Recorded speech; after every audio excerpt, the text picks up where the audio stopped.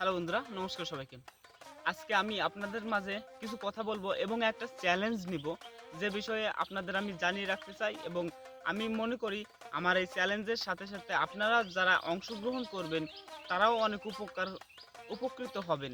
আজকে আমি যে চ্যালেঞ্জটা নিব সেটা হলো স্পিকিং ইংলিশ, অর্থাৎ কিভাবে আমরা ইংলিশে কথা বলতে পারি। আমি কিন্তু এখনও ইংলিশে কথা বলতে পারি না।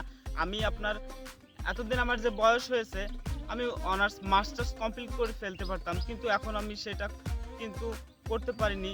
আমি ড্রপ দিয়েছি অনার্স থার্ড ইয়ারে, যে আর আমি পড়াশোনা করা কন্টিনিউ হয়নি। কিন্তু তারপরেও আমি যতদূর পড়াশোনা করেছি, এতদূর পড়াশোনা করার ফলে কিন্তু একজন মানুষ ইংলিশে কথা বলা উচিত।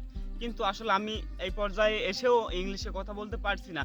এটা আমার যে প্রাতিষ্ঠানিক ইংলিশ পড়াশোনা ছিল বা আমার যতটুকু চেষ্টা ছিল, যার কারণে আমার সম্ভব হয়নি। কিন্তু আমি এই মুহূর্তে এসে মনে করছি যে ইংলিশে কথা বলা অনেক গুরুত্বপূর্ণ একটা বিষয়।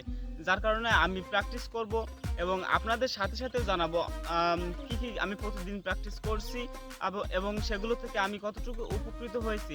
আমি প্রতিদিন সকালে আমাদের গ্রামে, আপনি যে অ্যারাউন্ড আর কি চারপাশটা দেখতে পাচ্ছেন, আমি আমি কিন্তু হাঁটতে এসেছি সকালবেলায় আমাদের গ্রামের এই পাশটায়।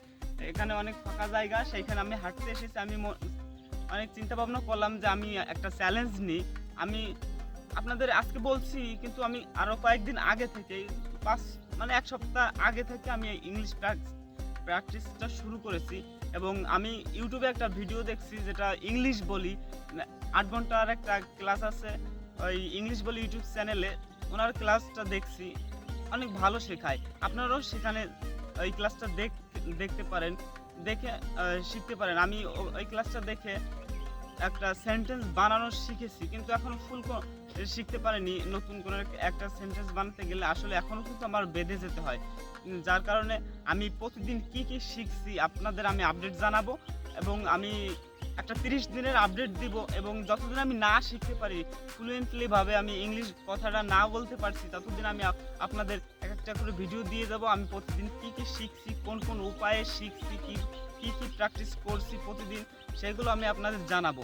তাই অবশ্যই বন্ধুরা আপনারা আমাদের সাথেই থাকুন। আর আমি আপনাদের আজকে জানিয়ে রাখতে চাই, আজকে কিন্তু আমার প্রথম দিনের, আজকের চ্যালেঞ্জের প্রথম দিন। তাই অবশ্যই আপনারা আমাদের সাথে থাকবেন, এবং আপনারা যারা যারা ইংলিশে কথা বলতে চান অবশ্যই আমাদের সাথেই থাকুন। আমি হোয়াটসঅ্যাপ নাম্বার দিয়ে দেবো, আপনারা আমাদের সাথে থাকুন। এবং বন্ধু হয়ে আমরা যারা যারা ইংলিশে কথা বলতে চাই, হোয়াটসঅ্যাপ একটা গ্রুপ করব। আমি সেখানে সবাই আমরা কানেক্ট হয়ে আমরা সবাই সেখানে প্র্যাকটিস করব। আমি কিন্তু এখনও কিন্তু পারি না, যেটা আমি, আপনারাও যারা যারা পারেন না ইংলিশে কথা বলতে, তারা তারা আমার সাথে কানেক্ট হতে পারেন। বন্ধুরা, আজকে আমি যে বিষয়গুলো আপনাদের বলবো, আমি কি এতদিন শিখেছি, মানে যে 1 সপ্তাহ হলো, এই 1 সপ্তাহে আমি যে জিনিসগুলো শিখেছি সেটা হলো, আগে কিন্তু আমি ইংলিশে ছোটোবেলা থেকে যে অনার্স লেভেল পর্যন্ত জাতীয় পর্যায়ে পড়াশোনা করেছি, আমাদের গ্রামের স্কুলে পড়েছি।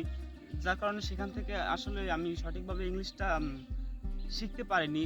তাই এখন এসে আমি কিন্তু অনেক কিছু আরও অনেক ভালো করে শিখতে পেরেছি, যে কোন সময় এ বসে, কোন সময় অ্যান বসে, মানে আর্টিকেলগুলো, তারপরে পার্সনগুলো, এই ফার্স্ট পার্সন, সেকেন্ড পার্সন এবং থার্ড পার্সন সিঙ্গুলার, এবং যে প্লুরাল যে নাম পার্সনগুলো আছে, সেইখানে কোন সময় ইজ বসে, অ্যাম বসে, আর বসে, ইজ, এইসব বিষয়গুলো আমি শিখতে পেরেছি।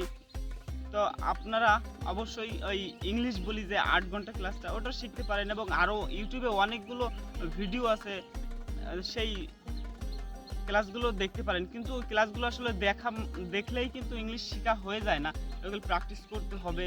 এবং আরও অনেক জায়গা থেকে, এক জায়গার সোর্স থেকে আসলে ইংলিশ শেখা সম্ভব না, আমার যেটা মনে হচ্ছে। অনেক জায়গায় সোর্স থেকে কালেক্ট করতে হবে সেইগুলো, এবং সেইগুলোর মাধ্যমে পরবর্তীতে নিজের প্র্যাকটিস, নিজের উদ্যোগ নিয়ে কথা বলতে বলতে আসলে ইংলিশ মুখ দিয়ে বের হবে। আমি কিন্তু এখন অনেক বুঝি ইংলিশটা, অনেক পড়লে বা একজন বললে বুঝি, কিন্তু আসলে মুখ দিয়ে বলতে পারি না। যার কারণে আমার এই জড়তাটা কাটাতে হবে। আপনারাও যারা যারা এই পর্যায়ে আছেন অবশ্যই আমাদের সাথে যুক্ত থাকবেন। আমি পরবর্তীতে, আজকে কী বার, এবং আমি কিন্তু আমার এক ছোটো ভাই স্বয়ং, তার সাপোর্ট নিচ্ছি এখানে। সে অলরেডি ইংলিশে কথা বলতে পারে। সে এখন 10-এর শিক্ষার্থী, সে তার নিজের উদ্যোগে এখন অনেক ভালো ইংলিশ বলতে পারে। তা আপনারা যারা যারা এই আমাদের সাথে যুক্ত থাকবেন অবশ্যই তাদেরকে ধন্যবাদ জানাচ্ছি।